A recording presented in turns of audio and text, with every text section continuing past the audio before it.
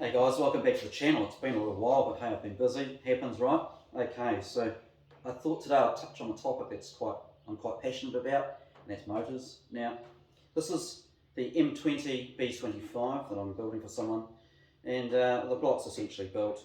I'm doing a few of these now. So these are stroker motors I'm building.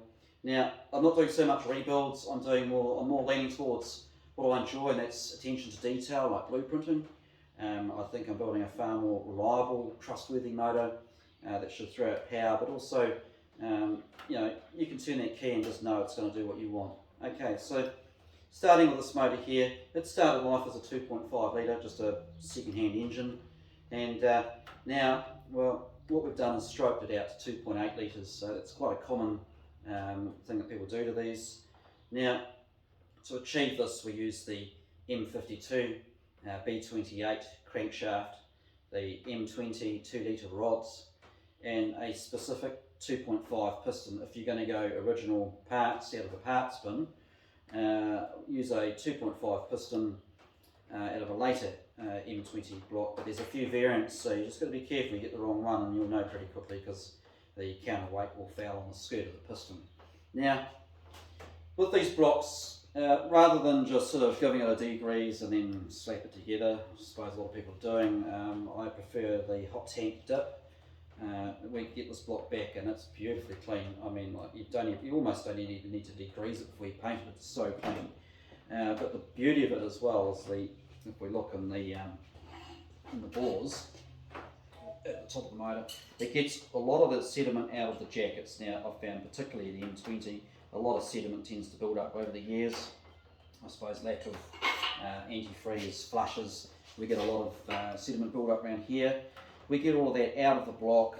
It'll stop a hot spot. But further to that, so what we do is I get the machine in such a way that rather than the average person would hone the bore, they'd hone it with the drill and a honing stone unit, whatever you want to call it. I'm not a fan of that. My reasoning is because we're doing it by hand, we're holding a drill and we're not exactly steady, we're not square to the deck, and ideally we want a motor where the bores are completely square to the deck. So what we've had is they've been machine honed, where we know everything's exactly straight and true, and from there just a light skim of the deck, a very, very light skim. We're making sure the surface is clean. Not just that, we're just making sure it's straight as well, but don't want to take too much meat off, as we'll find that the pistons will probably stick out too far. So moving from there, just spin it round. As you can see as I spin it, it's got new frost plugs, it's been painted. What I also do is I thread chase pretty much every hole. I'm going to thread chase every bolt hole, and getting around to the crank. Talk about some of the rotating bits inside.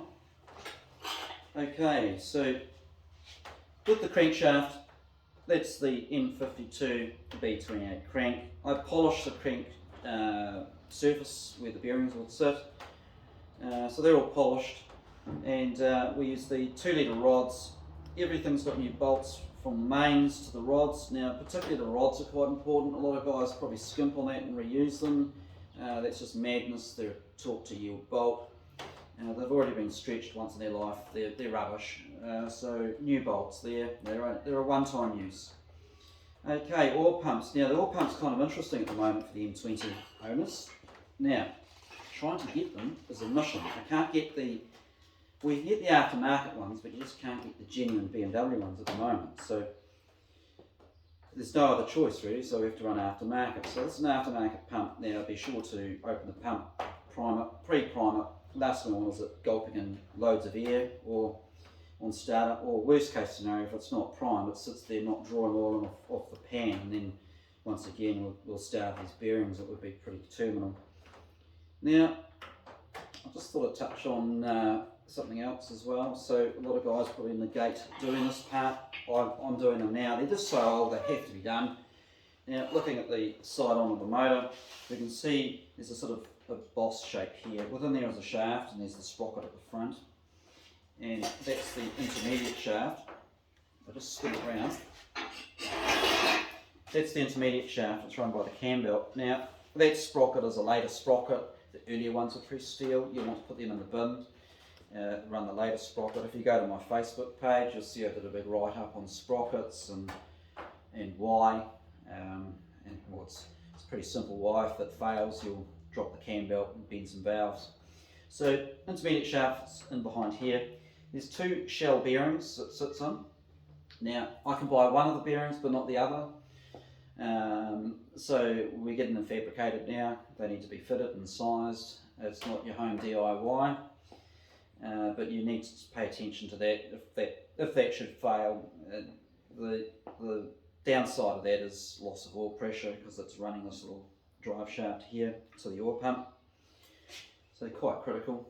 Now, everything in this motor, my motor's getting pretty fussy now, and I suppose I like to measure things 2 or 3 times.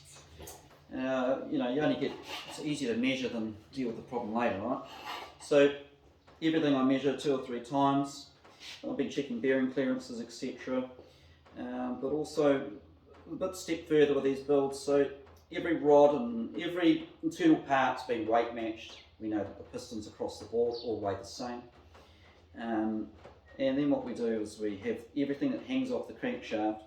I have that balanced. So we go from the front bolt, harmonic balancer, this hub, all the way through all the rods, etc., even down to the clips on the piston gudgeons and the rings, to the flywheel and the pressure plate, is all balanced together as an assembly, so it's just spot on.